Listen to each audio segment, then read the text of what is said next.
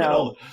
but it's funny because, a year and a half, 2 years ago, 3 years ago, if you had told me that there'd be thousands of young people flooding college campuses to accept Yeah, Christ, there would be, it feels like this is a real moment over the past 2 years, really, since the Asbury yeah. revival.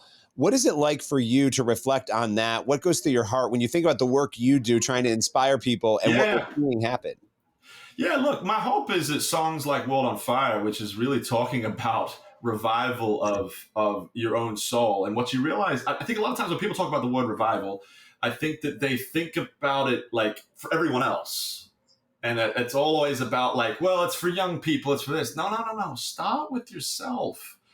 A Mm, revival, if you can take revival into your marriage, it impacts your spouse. If you can take revival into your marriage, then it impacts your family. It impacts your household. If your revival is taking place in your household, it will impact your town. If revival takes place in your town, it will impact a city. If revival takes place in a city, it will impact a state.